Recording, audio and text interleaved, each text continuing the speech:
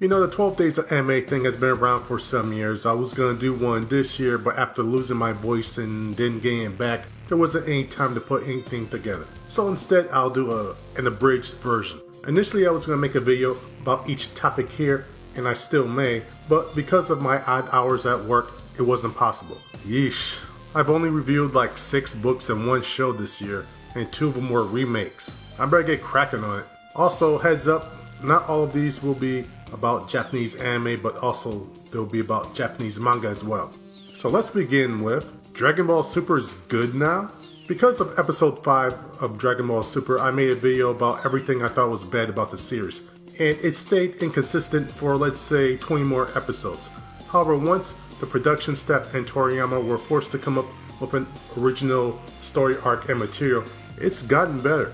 What's helped it is they focus on some of the strengths of Dragon Ball.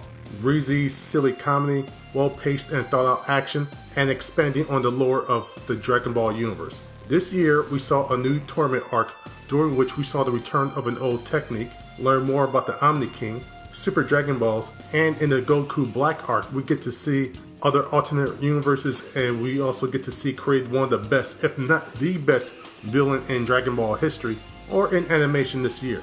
Bill Cipher is great too.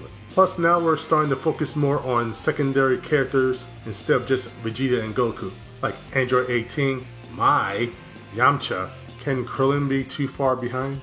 I just wish they would fix Goku though. While Vegeta's character has grown, Goku's development has been retarded. Next, Genshin manga ending. Again, probably my favorite comic of the last 5 to 6 years would be Genshin, even more than Saga and Miss Marvel. It focused on the lives of a group of college students that are part of a comic book video game animation club. It has a wide amount of diverse personalities and tackles subjects like growing up and moving on, sexuality, personal identity, and achieving your goals without hitting you over the head with those themes. This is actually the second time the author Kyo Shimuku has ended the series. The first time was in 2006, the second time was this year, 2016. Now, I'm sure he wants to do other things, but there are still some things that are unresolved, so hopefully he'll pick up the series up in the next few years. Next, Mob Psycho 100. It's better than One Punch Man. Both series have overpowered characters, but Mob is a better character all around because he has actual development happening with him. Plus, he doesn't win every fight, and I'm always worried about his emotional well-being. The potential for development for Mob is way greater than Saitama. Plus, I like the main and supporting cast from Regan to Dimple, especially in recent chapters. 2 issues I have though is, it would be nice if, the author 1 cared a little more about the female characters. Also, while his art style has improved on Mob Psycho 100, it hasn't on One Punch Man, but then again, I get the feeling that on One Punch Man, he just uses the webcomic as thumbnails for the remake. I would be completely okay if he had someone take over his artwork on Mob Psycho 100. How about like the people that did the character designs for the show? Did you know my name is Sakamoto? He's just cool. Next, the ending of Bleach. Some people continue reading it out of spite just to hate read it. I'll never agree with the point of reading something you hate when you can spend that time reading something you like or finding something else good to read. Even though the 1,000-year-old war arc wasn't anywhere as good as previous arcs, I still did enjoy it and was happy with the last chapter.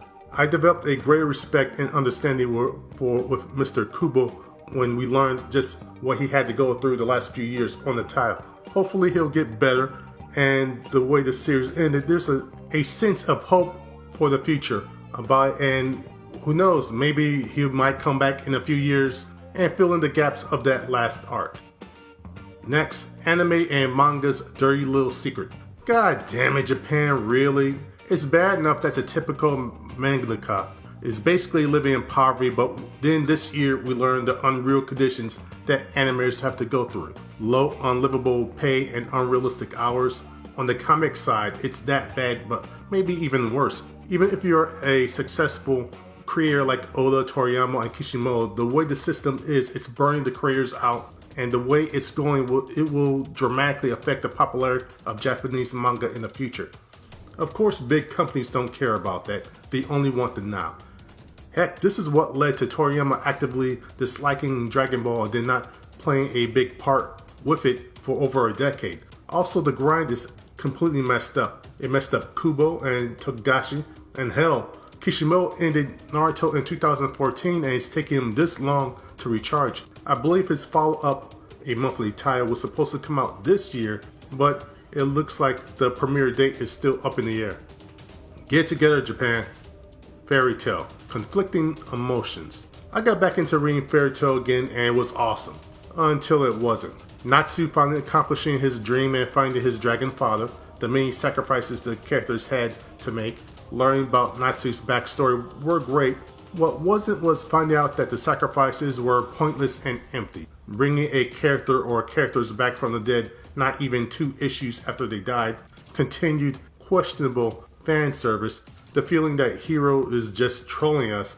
There are other things, but what frustrates me about the series is it's good but could be great, but I just get the feeling that Njiro is holding it back. Maybe he felt after Rave Master he didn't want to go that far again, but it's so aggravating seeing this series' potential squandered at times. Next, goddamn Rainbow Days. Your day is coming soon. Yeah, I know I'm not the target demo for this series, but I hate this series. But here's the thing though, there's potential there. I really like one of the couples in the series and wish it focused on them instead. I like the interactions between the boys. What I don't like is the crux relationship of the series, if you really want to call it that, between Anna and Natsuki. Also, the reason why Mari is a tsundere is idiotic. Really? Really? You know, between this and part 6 of the Trial of the Flash in early 2016, I may lose my voice again and my hair as well. Next, My Hero Academia.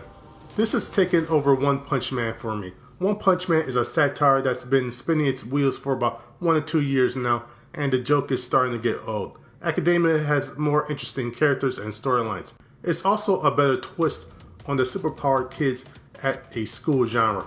And yes, it's a genre, like Harry Potter, X-Men, New Mutants, Miss Peregrine's Home for Peculiar Children, The Umbrella Academy, and so on. The characterization has been ramped up on even characters that I didn't like initially and thought were only stale tropes at the start.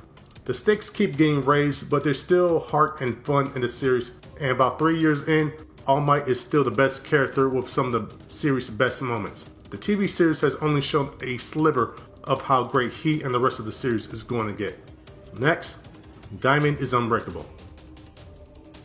This wasn't my first JoJo series, Stone Ocean and Stardust Crusaders were, but it might be my favorite of the ones I've read and watched so far, which is ironic because initially I got bored after just reading a few chapters and then only seeing a few episodes. But when I came back to it during the Cinderella arc, I rewatched and reread everything. I like the fact that the author Araki switched things up by having everything occur in a sleepy suburb instead of on a world tour to save the world. The fate of the world wasn't at stake, and because of that, the conflict has a more personal feeling to it.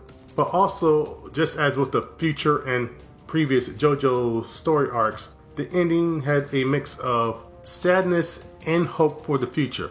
Also, I have it to thank for one of the best soundtracks and scores of the year. Mob Psycho 100 and My Hero Academia were great as well. Next, discovering new manga. Again, this year I refound series that I merely glanced over before but now jumped in whole hog.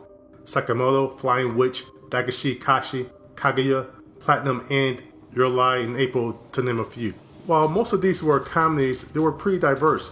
You had the surreal coolness of Sakamoto, the peaceful charm of Flying Witch, the love comedy as a battle of wits of Kaguya, and the what? Of Platinum and the feels of Your Lie in April. Here's to finding even more great Japanese manga in 2017. And finally, Your Name. Could a Japanese anime win the Oscar for Best Anime Film for the first time in 15 years?